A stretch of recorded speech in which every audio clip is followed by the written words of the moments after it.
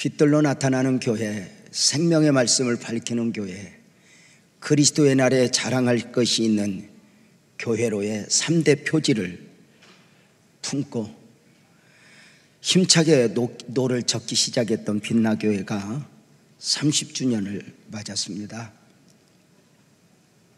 주님께 감사이고 함께 해주신 성도님들께 감사를 드립니다. 이 땅을 살아가는 모든 사람들은 선택의 여지 없이 공동체에 속해 공동체 안에서 삶을 엮어갑니다. 국가 공동체, 학교 공동체, 직장 공동체, 취미 공동체, 교회 공동체, 가정 공동체 말입니다. 그 공동체 안에서 자신의 삶을 살아가는 것이니 해외에 나가면 그들이 묻습니다. 당신은 중국 사람이요, 일본 사람이요, 한국 사람이요, 이렇게 말입니다. 또 타지에서 누군가를 만나면 고향을 묻습니다. 당신은 고향이 어디요? 이렇게 말입니다. 직업을 묻기도 합니다. 또 가족을 묻기도 합니다. 이 땅의 모든 공동체는 사람에 의해, 사람의 필요에 따라 세워지기도 했고 또 사라지기도 합니다. 역사에서 보면 많은 국가 조직이 그러했고 사회 조직 또한 그러합니다. 그 모든 공동체 가운데 하나님이 세우신 두 공동체가 있으니 가정과 교회입니다. 처음 사람을 창조하신 하나님은 그 사람에게 가장 먼저 가정을 선물로 주셨습니다. 구약 성경을 시작하면서 가정을 선물로 주셨고 신약 성경을 시작하면서 교회를 선물로 주셨습니다. 기차가 두 레일을 달리듯이 이 땅을 살아가는 모든 사람들은 가정과 교회, 교회와 가정이라는 그 두 삶의 공동체 안에서 탈선되지 않고 이탈하지 않고 바르게 그 길을 갈 때 복된 인생으로 말씀을 드릴 수가 있습니다. 기차가 탈선하여 바퀴 하나가 어긋나면 그 기차는 곧 절덩어리가 되고 말 것입니다. 우리네 삶이 가정이 혹 무너진다면, 혹 교회 생활이 무너진다면 진정한 행복이 있을 수 없습니다. 가정은 이 땅의 7, 90을 살아내는 데 있어 행복 기본 원리이고 교회는 영혼을 준비하는 영혼 공동체이기 때문입니다. 우리 모두는 이 땅의 7, 80도 포기할 수 없지만 영혼 또한 포기할 수 없는 것 아니겠습니까? 오늘 창립 30주년 기념주일, 교회가 얼마나 중요한지, 교회의 절대 가치는 무엇인지 주님이 원하시는 교회를 설교하려 합니다. 주님이 원하시는 교회를 섬기는 것이야말로 신앙생활하는 모든 사람에게 최고의 소망이 아닐까? 어떤 교회가 주님이 원하시는 교회이겠습니까? 건물을 잘 지은 교회, 더 좋은 멤버들로 구성된 교회, 사람의 수가 많은 교회, 이 모든 것들이 교회의 필요 조건이기는 하지만 절대 조건은 아닙니다. 교회의 절대 조건, 주님이 원하시는 교회로의 축복은 언제나 기본에 있습니다. 그 주님이 교회에 대하여 마태복음 16장 18절에 이렇게 말씀하셨습니다. 내가 너에게 이르노니 너는 베드로라. 내가 이 반석 위에 내 교회를 세울 거야. 음부의 권세가 이기지 못할 거야. 이렇게 말씀하십니다. 주님이 원하시는 교회, 그 처음은 주님이 주인된 교회입니다.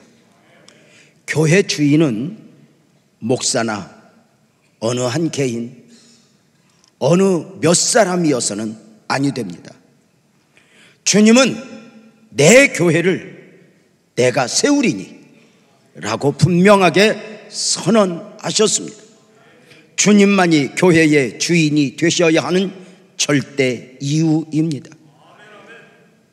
교회 중심 또한 예수 그리스도여야지 목사나 어느 한 개인이어서는 아니 된다는 것입니다. 하나님의 일을 사람의 일로, 사람의 일같이 해서는 아니 되는 것 아니겠습니까?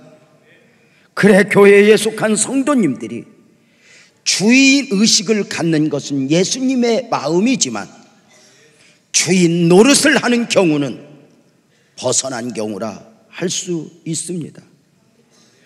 교회가 교회되기 위해서는 밖에서 잘나고 대단했던 사람들이 함께 내려놓고 섬겨야 되고, 교회 안에서는 오래 다닌 사람일수록, 중요한 직분 맡은 사람일수록, 헌금을 많이 하신 분일수록 삶과 자신을 살펴 내려놓아야 교회가 교회될 수 있는 것입니다.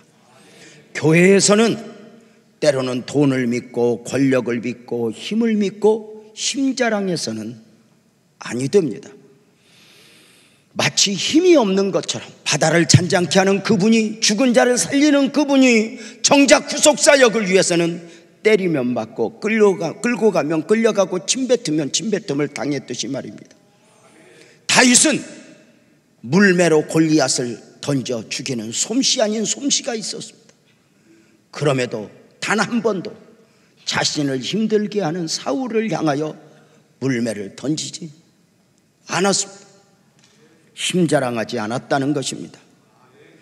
교회의 주인이 주님이시니 내 교회를 세우리니 시작도 또한 주님이십니다.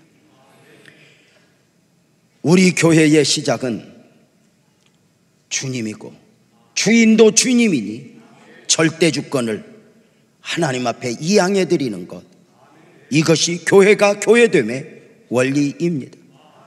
30년 전에 이곳 안산에 심겨진 빛나교회는 우연히 사람의 욕심 가운데 심겨진 교회가 아니었습니다. 교회가 모자라서도 아니었습니다. 없어서도 아니었습니다. 하나님의 뜻과 섭리 가운데 분명하게 은혜 안에서 시작이 되었다는 것입니다. 저는 목사로 사역하면서 종종 결혼 주례를 서곤 합니다. 이렇게 결혼 주례를 이렇게 서다가 약간의 조크 형식으로 신랑 신부 세워놓고 지루할 만하면 제가 이런 질문을 합니다. 갑자기 내가 주례 서다 궁금한데 너네들 누가 먼저 좋아했어? 이렇게 말하면 거의 80~90%는 남자들이 이런 말합니다. 제가 먼저 좋아했습니다. 이게 정상입니다. 약간 덜 떨어진 놈, 신부 옆구리를 치면서 네가 먼저 좋아했잖아. 사실이 그렇다 해도 내가 먼저 좋아했습니다. 이래야 조금은 가정 행복을 위해서 좋은 것이 아닐까?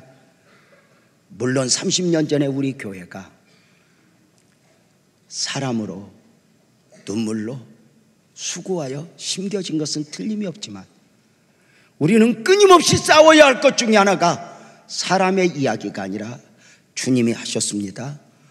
바로 주님의 이야기를 해야 합니다.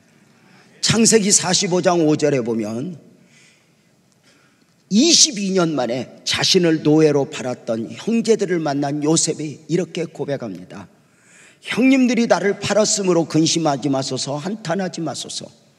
하나님은 생명을 구원하시기 위하여 나를 당신들 앞서 보내셨습니다.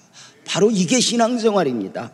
누구 때문에 힘들어, 누구 때문에 못 살겠어, 사람의 이야기를 하는 것이 아니라 하나님의 이야기를 하는 것 말입니다. 주님이 세우신 주님의 교회, 지나온 30년간 아멘 합시다. 주님이 하셨습니다. 앞으로 30년 또 주님이 하실 것입니다. 주님이 원하시는 교회 두 번째는 신앙 고백을 기초로 하여 세워진 교회입니다. 마태복음 16장 18절 말씀을 다시 보면 너에게 이르노니 너는 베드로라 내가 이 반석 위에 내 교회를 세우리니, 여기 반석은 어느 한 개인이나 사상을 말하는 것이 아닙니다. 주는 그리스도시요 살아계신 하나님의 아들이시니이다. 신앙 고백을 말하는 것입니다. 신앙 고백 위에 교회가 세워진다는 것입니다. 우리가 예배 시간마다 사도신경을 고백하는 이유가 있습니다.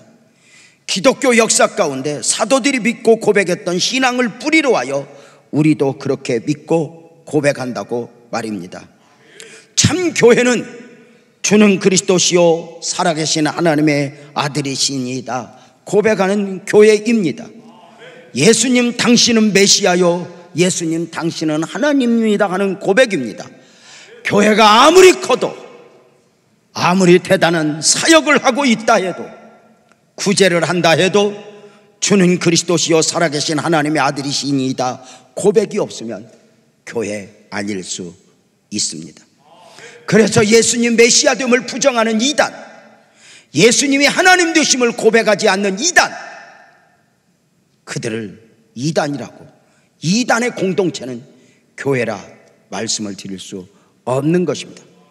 교회의 기초는 돈이 있어야 사람 수 아닙니다. 교회의 기초는 주는 그리스도시요 살아계신 하나님의 아들입니다. 신앙 고백 위에 교회가 세워집니다. 주님이 원하시는 교회 세 번째는 성령으로 충만한 교회입니다. 교회를 말씀하신 18절 말씀에 담겨진 중요한 메시지를 다시 한번 보면 내가 너에게 이르노니 너는 베드로라 내가 이 반석 위에 내 교회를 세우리니 음부의 권세가 이기지 못하리라 말씀하셨는데, 이 말씀을 자세히 보면 내가 이 반석 위에 신앙 고백 위에 내 교회를 세우리니 말씀하셨으니 교회가 세워졌다는 거예요? 앞으로 세울 것이라는 거예요? 앞으로 세울 것이라는 것입니다. 지금 주는 그리스도시요 살아계신 하나님의 아들이시니이다 고백은 있지만 그 고백 위에 교회가 세워지는 것은 맞지만 아직 완전하지 않다는 것입니다. 그렇다면 신앙 고백 위에 세워진 교회가 언제 완성되는 것입니까?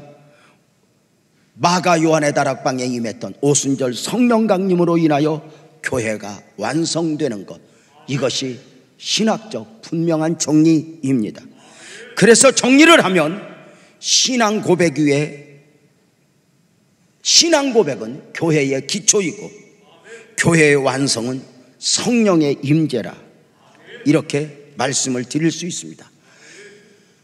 내가 너희를 위하여 보내리니, 보혜사 성령이 임하시는 그날 유대교가 기독교 되었고, 회당이 교회가 되었고, 안식일이 주일이 되었고, 제사가 예배가 되었고, 율법주의 신앙이 복음주의 신앙으로 옷을 갈아입은 것입니다. 그래, 그 교회가 온전한 교회인가 할 때 반드시 점검받아야 할 부분이 있습니다. 두 가지이니, 하나는 신앙 고백이 있는 교회인가, 또 하나는 성령의 임재를 사모하는 교회인가입니다. 신앙 고백은 있지만 성령의 임재를 사모하지 않는 교회라면 온전한 교회로 방향을 잡고 갈 수가 없습니다. 교회는 사람의 힘으로 지켜지고 이루어지는 것이 아니기 때문입니다. 오늘 본문의 신앙 고백, 주는 그리스도시요 살아계신 하나님의 아들입니다, 주님을 감동시킬 만큼의 고백은 있지만 아직도 여전히 교회를 세우리니입니다. 세웠다가 아닙니다. 주님이 원하시는 교회는 성령으로 충만한 교회이니, 교회 안에 소속된 성도 또한 이 두 가지 질문 앞에 서야 합니다. 하나는 당신은 구원받았습니까? 이고 또 하나는 당신은 믿을 때에 성령을 받았느냐입니다. 이 질문은 바울 사도가 에베소 교회를 향하여 했던 질문입니다. 그 바울 사도가 창립 30주년을 맞은 우리 교회에 오늘 찾아와서 질문하신다면 무엇을 질문하실 것 같습니까? 설계를 어떻게 하였느냐? 예산은 얼마냐? 사람 수는? 담임 목사는? 부목사는? 아니요. 똑같이 이렇게 질문하실 것입니다. 빛나교회요, 지난 30년 왔는데 당신의 교회는 성령으로 충만하고 있습니까? 빛나교회에 속한 성도들이요, 당신들은 성령으로 충만하고 있습니까? 라고 말입니다. 성령의 임재를 부인하면 교회가 교회 아닐 수 있고 성도가 성도 아닐 수 있습니다. 교회가 교회됨의 절대 원리, 성도들과 성도됨의 절대 원리는 오직 성령 충만입니다. 주님이 원하시는 교회 네 번째는 영적 싸움에서 승리하는 교회입니다. 18절 말씀을 다시 확인하면 내가 이 반석 위에 내 교회를 세우리니 음부의 권세가 이기지 못하리라 입니다. 무엇을 말씀하고 있습니까? 주님이 세우신 주님의 교회임에도 불구하고 교회는 태생적으로 이런 음부 사단의 공격 가운데 자리를 잡고 성장하는 것이라고 말입니다. 시련 없이 성장하는 교회는 없습니다. 교회는 아무 일이 없어서 성장하는 것이 아니라 수없이 밀려오는 시련을 이기고 교회가 교회되는 것입니다. 지구상에 수많은 단체들이 있습니다. 그 많은 단체들 가운데 교회만큼 외부로부터 많은 비판과 공격을 받는 경우는 아마도 없을 것입니다. 오늘도 여전히 기독교를 개독교라 폄하하고 목사를 먹사라 폄하할 정도로 말입니다.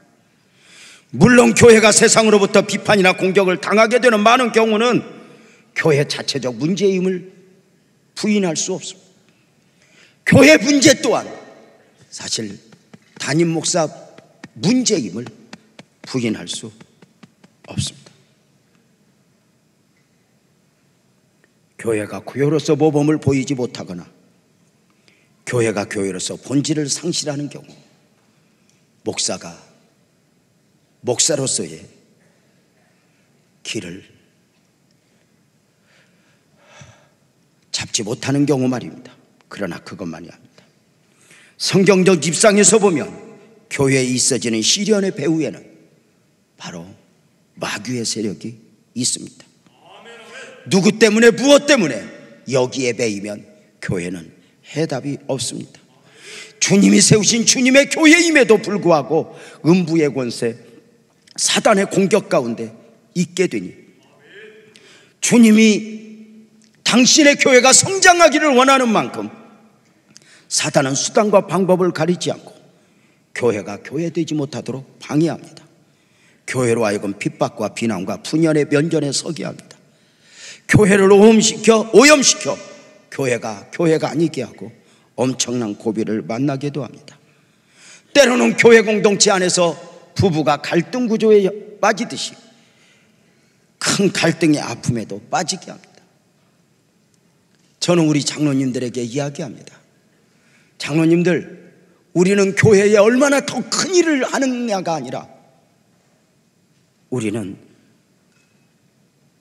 교회를 화목 가운데 성도들 상처 입히면 안 됩니다. 교회가 그러할 때마다 얼마나 많은 사람들이 상처를 받아요. 그럼에도 불구하고 교회가 교회로서 살아남아 복음을 전할 수 있는 이유는 교회를 사랑하시고 교회를 보호하시고 교회를 축복하시는 예수 그리스도, 교회의 머리요 주인 되시는 예수 그리스도의 은혜입니다. 그 예수 그리스도께서 음부의 권세가 이기지 못하리라 선포하신 것입니다. 지난 30년을 달려오는 동안 우리 빛나교회에도 많은 일들이 있었습니다. 은혜로 보여지는 이만큼의 은혜를 잊기까지는 대가도 처절하게 지불해야 했습니다. 산이 높은 만큼이나 골짜기가 깊은 것처럼 말입니다. 우리 빛나교회가 입은 은혜를 함께 이야기하노라면 밤을 지새워도 아마 능히 다 알 수 없을 것입니다. 처음 교회가 어떻게 세워졌는가? 지하실 교회는 어떠했는가? 아픔들은 어떻게 이겨냈는가 말입니다. 창립주일을 준비하면서 30년 전에 우리 교회를 그려봅니다. 제가 안산에 어떻게 오게 됐지? 망설이고 있을 때 신윤석 장로님, 당시 신윤석 집사가 저에게 이렇게 말했습니다. 전도사님, 안산으로 오세요. 우리 함께 먹고 삽시다. 그냥 오세요. 먹고 삽시다. 그 말 한마디가 좋아서 안산으로 오게 된 동기였는데, 돌이켜보면 하나님만 믿고 걸음을 옮기고자 했던 제가 신윤석 장로님을 조금 믿고 오지 않았나 싶을 정도. 그 지하실에 태동하는 과정, 오늘 대표 기도를 한 김지연 집사, 1부 백희영 집사, 2부 권순양 집사, 왜 이들이 기도를 했냐면 이들은 30년 전에 교회가 출발할 때 그 지하실 교회 꼬맹이들이었습니다. 그 꼬맹이들이 지금 다 결혼해서 두 아이의 엄마로 살아가고 있습니다. 그래서 지금도 지연이, 순양이, 희영이를 보면 제 기억에 한 번도 집사님 이렇게 불러본 기억이 없습니다. 학부형된 저들을 향해서 지연아, 순양아, 이게 그냥 자연스러울 정도입니다.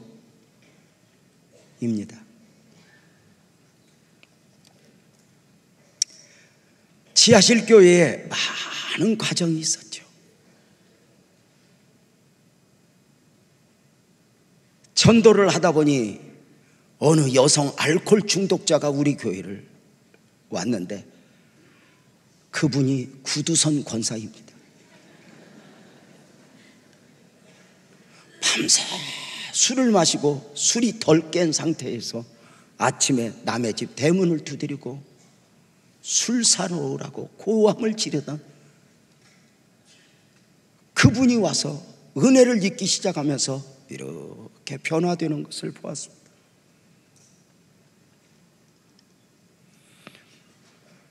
우리 백광현, 지금은 장로님이지만 그때 덩치 크고 쌈 잘하고, 그분이 손을 딱 들어주면 여기가 부러질 정도로 강했던 우리 백광현 장로님, 전도해서 교회로 오셨는데 얼마나 예배가 지루했는지 중간에 물을 홀짝홀짝 마셔서 나는 물 마시는 줄 알았더니 그 물병에다 소주를 담아왔어요. 예배 중간에 홀짝홀짝 입맛을 다지면서 예배하던 그분이 장로님으로 지금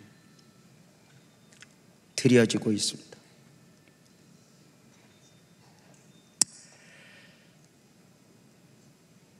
성도님들 한 사람 한 사람 만난 경우 사연이 없는 경우가 없습니다. 아픔의 과정, 회복의 과정,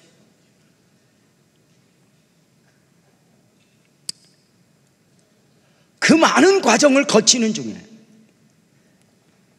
하나님이 우리에게 주셨던 말씀들이 있습니다. 하나는 요나가 삼키웠으나 소화되지 않았다입니다. 요나가 큰 고기에게 삼키워 그 고기 뱃속에서 3일을 있었지만 생리적으로는 완전히 소화되어야 하지만 소화되지 않았으니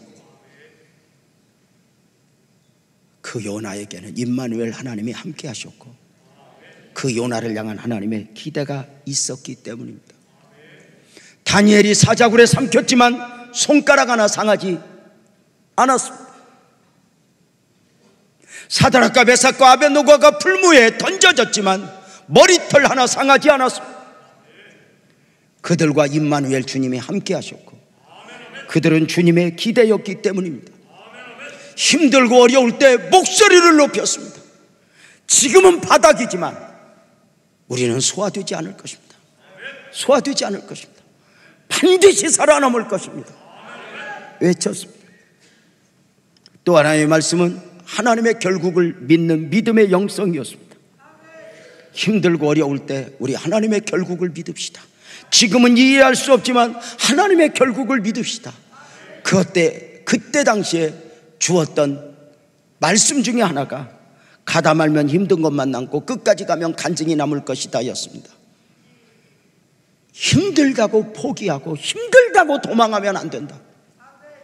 적어도 우리는 이 길이 눈물 없이 못 가는 길, 피 없이 못 가는 길인 걸 알고 왔는데 힘들다고 교회가 그만두고 버겁다고 포기하면 안 된다. 가보자. 때로 버거울 때는 오늘 하루만 살아보자. 포기해도 내일 포기하고 그만두어도 내일 그만두지 오늘은 안 된다 하며 이겨왔던 교회, 잠잠히 하나님만 바랬던 이 교회, 주님이 축복하사 여기까지 오게 하셨습니다. 음부의 권세가 이기지 못하는 교회는 어떤 교회입니까? 주님이 말씀하셨습니다. 내가 내 교회를 세우리니. 음부의 권세가 이기지 못하는 교회는 지금 신앙 고백 위에 세워진 교회를 말하는 것이 아니라 성령의 임재의 영광을 맛본 교회를 말하는 것입니다. 신앙 고백이 아무리 확실해도 신앙 고백만 있는 교회는 승리할 수 없습니다. 베드로가 그렇게 주님을 감동시킬 고백을 했어도 결국 주님을 배반했던 이유는 성령으로 충만하지 못했기 때문입니다. 제자를 제자답게, 교회를 교회답게 바로 성령 충만이니, 저는 우리 교회가 성도들의 수로도 많은 교회였으면 좋겠지만 또 하나 성령으로 충만한 성도들이 더 많아지는 교회가 되기를 주님의 이름으로 축복합니다. 다섯 번째로 주님이 원하시는 교회는 천국에 소망을 둔 교회입니다. 마태복음 16장 19절 말씀을 보면 내가 천국 열쇠를 너에게 주노니 내가 땅에서 무엇이든지 베면 하늘에서도 베일 것이요 내가 땅에서 무엇이든지 풀면 하늘에서도 풀릴 것이다 말씀합니다. 내가 너에게 천국 열쇠를 준다. 내가 너에게 천국 열쇠를 준다. 누구에게 준다는 것입니까? 베드로에게? 아니요. 이 천국 열쇠를 베드로에게 주며 이 천국 열쇠를 베드로에게 주는 것을 캐톨릭은 오늘날 교황권이 형성이 됩니다. 아닙니다. 내가 너에게 천국 열쇠를 준다라고 말씀하실 때 이 천국 열쇠는 바로 너에게, 누구에게? 주는 그리스도시요 살아계신 하나님의 아들입니다 고백한 사람에게 천국 열쇠, 바로 천국 갈 수 있는 자격을 주는 것입니다. 저와 여러분, 주는 그리스도시요 살아계신 하나님의 아들입니다 믿어지는 분만 아멘 합시다. 그러면 저와 여러분은 천국 갈 수 있는 자격을 얻은 것입니다. 내가 너에게 천국 열쇠를 주겠다. 아하, 그렇다면 여러분 한번 물어봅시다. 천국이 잠겨 있을까, 열려 있을까? 그렇죠. 천국은 잠겨 있어요. 잠겨 있지 않으면 열쇠가 필요가 있겠어요? 잠겨 있죠. 왜 천국을 하나님은 잠궈 두었을까?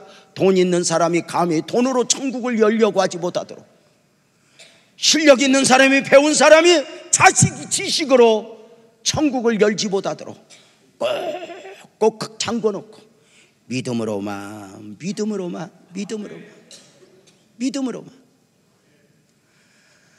열릴 수 있도록 주님이 축복하신 거 아니겠습니까?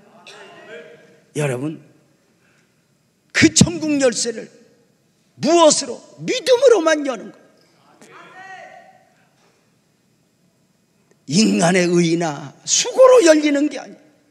어떤 장로님이 임종을 하여 죽어 영원의 세계로 딱 갔는데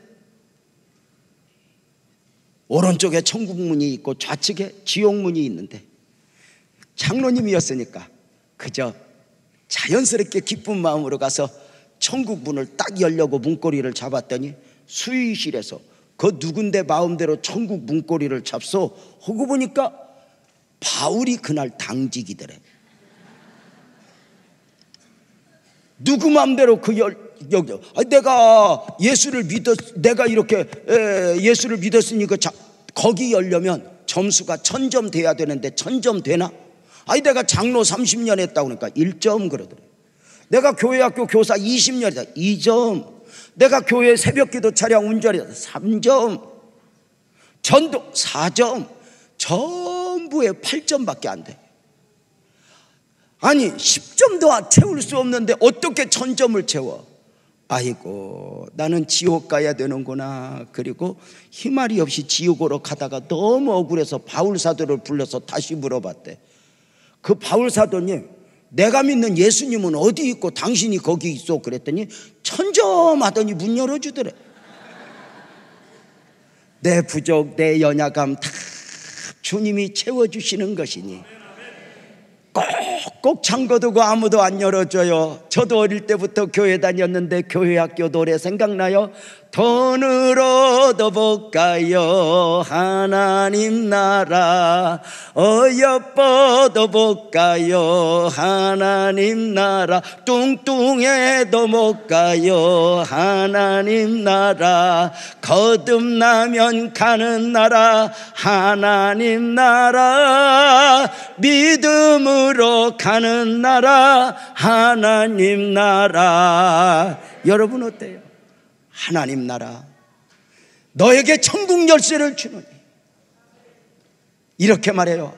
네가 땅에서 풀면 하늘에서도 풀릴 것이고 네가 땅에서 못 열면 하늘에서도 못 열린다. 그 기준이 어디입니까?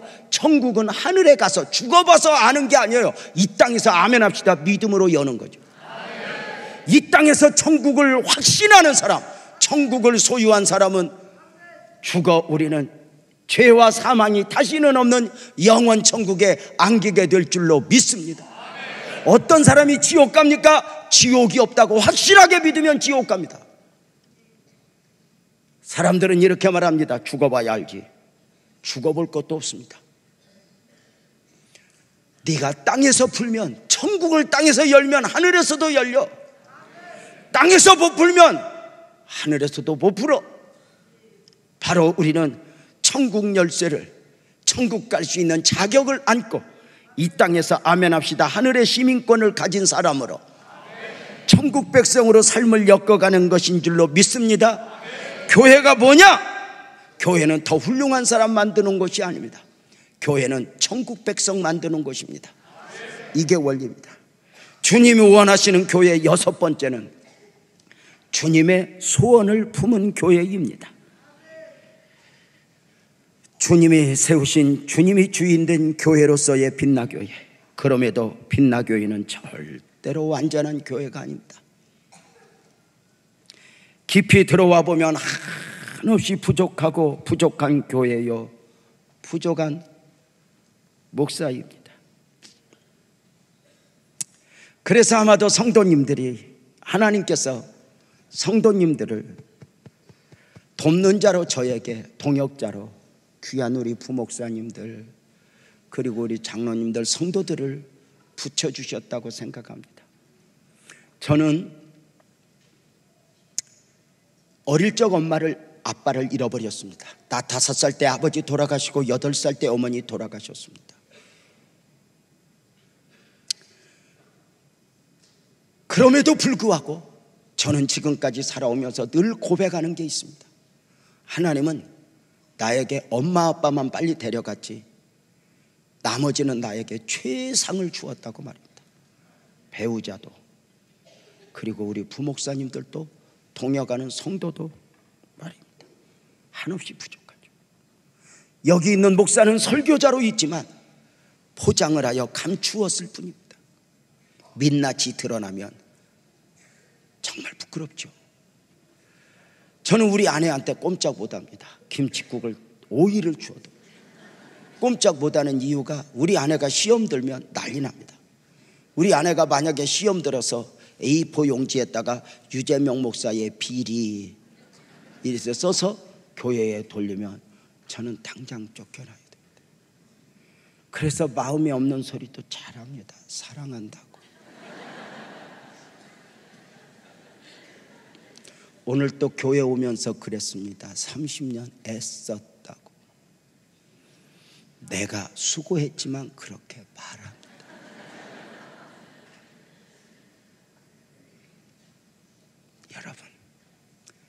지난 30년 아무 일이 없어서 여기까지? 아니요. 목사가 잘해서? 아니요. 오직은 오늘 예배 드리러 오는데 우리 예배위원 자매 셋이서 저기서 예배 준비를 하면서 절 보고 저들이 컸나 봐요. 물어요. 제가 눈을 감고 이렇게 왔다 갔다 하니까 목사님은 여기서 예배 드리러 가기 전에 무슨 생각하세요? 기도해. 왜요? 긴장이 되어서. 설교 때문에요. 모든 게 한 번도 자신이 없네. 그래서 소화도 안 되고 힘드네. 그래요 목사님? 그래. 한없이 부족하죠. 언젠가 우리 부목사님 한 분이 절 보고 물어요. 목사님, 교회를 한번 싹 이렇게 보링하듯이 뭔가 바꿨으면 좋겠는데 아무리 노력해도 교회가 안 바뀌네요. 제가 웃으면서 그랬습니다. 교회 바뀌는 방법 하나 있어. 뭔데요? 나부터 바꾸면 돼. 담임 목사 바꿔야 교회가 바뀌지. 담임 목사 안 바뀌면 교회 안 바뀌어. 근데 나 바꾸기가 너무 힘들어. 쉽지 않잖아요. 사랑하는 여러분, 빛나교회가 많은 것으로 부족하지만 정말 좋은 교회의 소망을 안고 여기까지 왔고 앞으로 가야 하는 것 아닐까? 여러분 가슴속에 무엇이 있어요? 빌립보서 2장 13절은 이렇게 말하네요. 너희 안에서 행하시는 이는 하나님이시니 자기의 기쁘신 뜻을 위하여 너희에게 소원을 두고 행하게 하신다고 말입니다. 교회와 성도의 매력은 주님의 소원을 품고 살아가는 것이죠. 주님의 소원. 무엇을 담고 살아가는가? 무엇을? 여러분 가슴 속에는 무엇이 담겨 있어요? 언젠가 중심을 보시는 하나님이 너무 좋았어요. 그렇게 좋아하다가 어느 순간 중심을 보시는 하나님이 무서워졌어요. 하나님이 사람처럼 보이는 것만 보면 제가 좋은 목사인 것처럼 꾸밀 수 있는데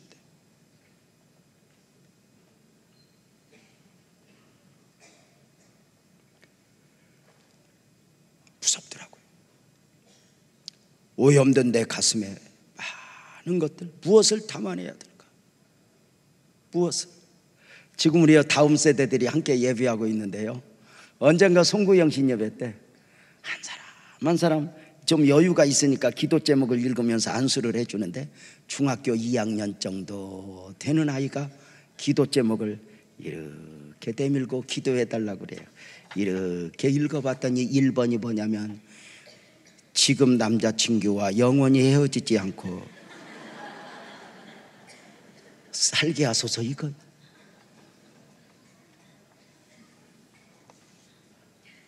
그 아이에게는 심각한 문제여서 제가 기도를 했습니다. 주여,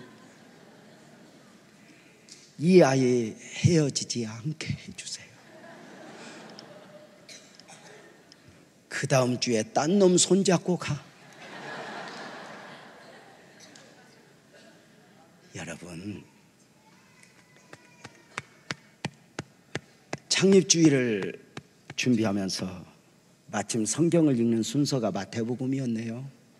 마태복음 1장 예수님의 계보, 아브라함이 이삭을 낳고 이삭이 야곱을 낳고, 이걸 읽으면서 주님의 마음을 읽었네요. 교회는 교회를 낳고 목사는 목사를 낳고 성도는 성도를 낳으니 주님의 가장 큰 소원은 더 많은 생명이 구원을 받는 것이고, 그리고 또 다른 교회가 세워지는 것 아닐까? 교회는 유람선이 아니라 사명선이죠. 구원선이죠. 교회의 가장 큰 사명은 또 다른 교회를 세우는 것임을 창립 30주년을 맞아 품어보는 것입니다. 북한에도 교회가 세워지고 예루살렘에도 교회가 세워지고 선교지에도 국내에도 더 많은 교회가 세워지는 거 말입니다. 어제 한 사업장 오픈 예배를 드리면서 마침 선교국장님이 오셨길래, 장로님, 창립주년 기념으로 해외 선교지 교회 하나 지어주었으면 좋겠는데 장로님 한번 알아봐요. 아, 목사님 알았어요 하고 탁 집에 오니 미얀마에서 메일이 왔어요. 교회 지어주세요. 참 빠르기도 하다. 어느 순간 우리는 이제는 누군가의 필요를 채워주는 교회로 달려가야 하는 것 아닐까? 교회의 사명은 성도들의 헌신으로 맺어지는 열매들인데, 우리 성도님들도 지금 여러분의 형편이 어떠하든지 나도 우리 가정도 또 하나의 교회를 심었으면 좋겠다는 소원을 품기를 바라면서 오늘 창립주일 말씀을 마치려 하는데요. 주님이 하셨습니다. 주님이 하실 것입니다. 이 구호를 한번 외치면서 이렇게 설교를 마치려고 해요. 우리 영상 띄워주실래요? 이렇게 지금까지의 30년 하면은 주님이 하셨습니다. 앞으로의 30년 주님이 하실 것입니다. 이렇게 하는데요.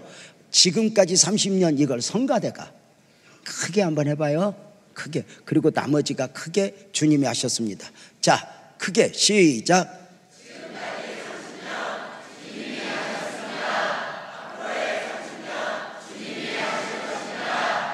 아멘이죠? 이번에는 지금까지 30년 주님이 하셨습니다. 우리 기성시대가 하고, 두 번째 앞으로의 30년 주님이 하실 것입니다. 지금까지 앞으로부터 크게 한번 하는 거야. 너네들 할 수 있겠지? 오케이. 우리 기성세대부터 지금까지 시작.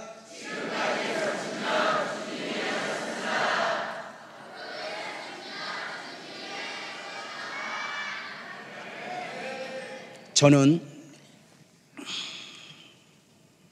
엄마 아빠 없이 성장했습니다. 가정을 잘 몰랐습니다. 결혼을 하고 아이가 태어났을 때 그 아이를 안고 제가 이렇게 기도했습니다. 하나님, 우리 아이 곁에 아빠로서 오래 살게 하소서. 그래서 아이들에게 아빠 노릇 오래오래 할 수 있도록 은혜를 주세요. 그렇게 기도했습니다. 그리고 그 아이들에게 제 작은 소망은 예쁜 가정을 아이들에게 물려주는 것이었습니다. 우리들만의 교회가 아닙니다. 오늘 저 다음 세대하고 예배를 드리는 이유는 바로 우리가 지금보다 더 보기에 좋은 교회로 저들에게 물려줘야 될 의무가 있는 것이기 때문입니다.